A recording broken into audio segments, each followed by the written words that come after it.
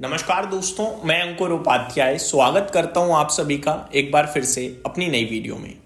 दोस्तों यहाँ पे आप सभी के साथ बात करने वाला हूं वेदांता के बारे में। आप सभी को पता ही है वेदांता का शेयर वापस से एक्शन में आ चुका है और वेदांता का शेयर डीमर्जर जो लगभग एक साल हो गए डीमर्जर की अनाउंसमेंट करे, बट पंगा पड़ रहा था, चीजें फंस रही थी। वहां पे मुंबई एनसीएलटी से इन्हें क्लीन चिट मिल गई है कि कर दो भैया अपना डीमर्जर।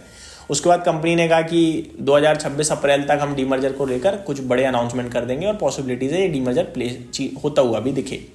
अब ये डीमर्जर हो इसलिए रहा है ताकि इन्वेस्टर्स के लिए वैल्यू अनलॉक हो सके। वैल्यू अनलॉकिंग का क्या मतलब है? सिंपल भाषा में रिसेंट एग्जांपल है टाटा मोटर्स। टाटा मोटर्स में दो कंपनियां हैं, एक टाटा मोटर्स कमर्शियल व्हीकल और एक Tata motor passenger vehicle. Commercial vehicle का शेयर बहुत अच्छा कर रहा है, लेकिन पैसेंजर व्हीकल प्रॉब्लम में है। पहले एक ही था, दोनों उसी में इंक्लूड थे।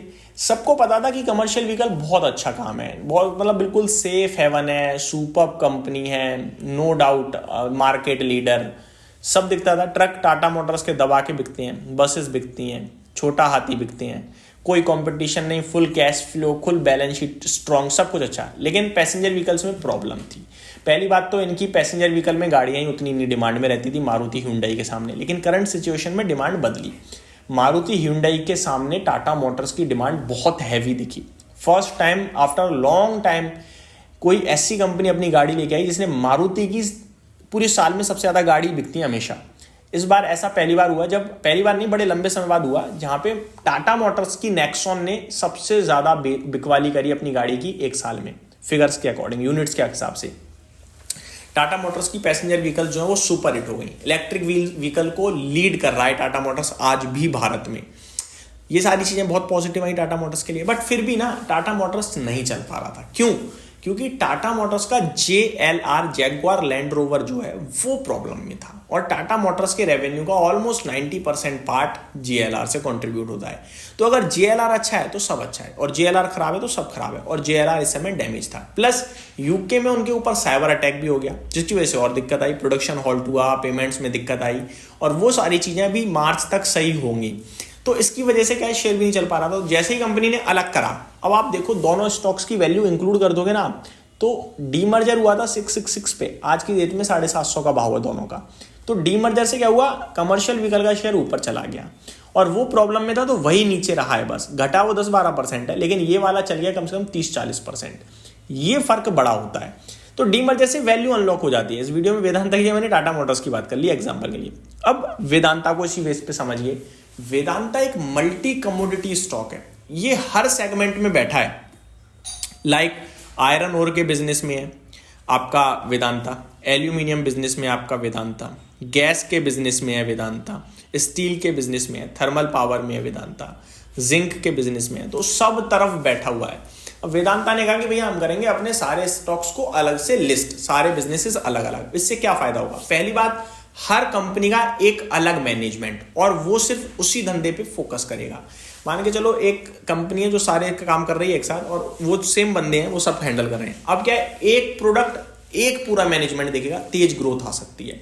नो डाउट सैलरी थोड़ी सी सबको ज्यादा मैनेजमेंट आएगा तो सैलरी सबके अलग अलग मैनेजमेंट होंगे तो सैलरी बढ़ेगी, लोगों की सैलरी ज्यादा देनी पड़ेगी, लेकिन फोकस भी तो बढ़ेगा।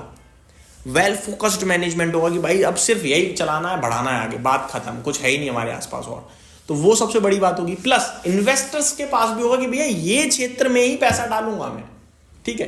प्लस अभी इन सारे बिजनेसेस की वैल्यू पता है कितनी है? वेदांता का शेयर का मार्केट कैप है करीब 2 लाख करोड़ के समथिंग का।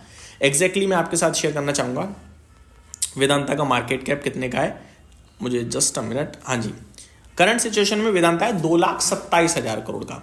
आपको पता है वेदांता के सारे बिजनेसेस की वैल्यू अगर आप आंकोगे तो लगभग 4 से लेकर 4.5 लाख करोड़ की है। तो जब ये डीमर्ज हो जाएगा, क्या ये आपके लिए डायरेक्टली 2-2.5 लाख करोड़ का मार्केट वैल्यू अनलॉक होने वाली है?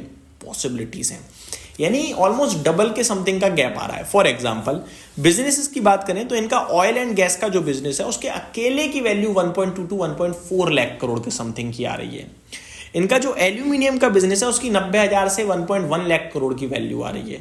इनका जिंक लीड सिल्वर का जो बिजनेस है उसकी 85,000 से 1 लाख करोड़ की वैल्यू बताई जा रही है।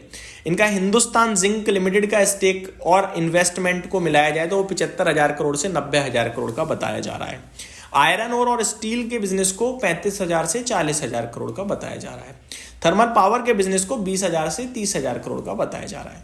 इन सबको अगर आप इंक्लूड करोगे तो 4.2 से लेकर 4.8 लाख करोड़ की वैल्यूएशन निकल कर आ रही है। और अगर ऐसा होता है तो इन्वेस्टर्स की डेफिनेटली वैल्यू अनलॉक हो रही है। और कंपनी ने जो रेशियो तय करा है 1:1 का, यानी अगर आप एक शेयर आज ओन करते हो सबका एक एक शेयर आपको और मिल जाएगा। तो मेरे हिसाब से काफ़ी पॉजिटिव और बहुत ही अच्छा रहेगा ये अगर ये होता है तो। और इसी को सोचते हुए भी अनिल अग्रवाल जी जो हैं उन्होंने ये सारी चीज़ें शेयर भी करी थी कि वेदांता की हम वैल्यू अनलॉकिंग करेंगे इन्वेस्टर्स की। और वेदांता बहुत ही प्यारी कंपनी है, इन्वेस्टर्स के बारे में बहुत सोचती है, बहुत अच्छा डिविडेंड पे करती है, ऑलमोस्ट अपने प्रॉफिट्स का आई थिंक 60% प्लस डिविडेंड में देती है। तो ये एक अच्छी कंपनी, अच्छे मैनेजमेंट की निशानी है।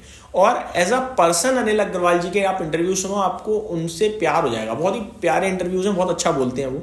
तो मेरे को लगता है वेदांता एक सुपर कंपनी है। आज तो अच्छा कर रही है, लेकिन जब ये खराब सवालों में घेरों में आई थी ना कि डेट कैसे पे करेंगे, मैंने तब भी ये सारे वर्ड यूज़ करे थे। 200 रुपये का भाव था उस समय, वहाँ से अभी कम से कम 100 रुपये तो डिविडेंड दे चुका होगा और आज की डेट में 500 550 का भाव है।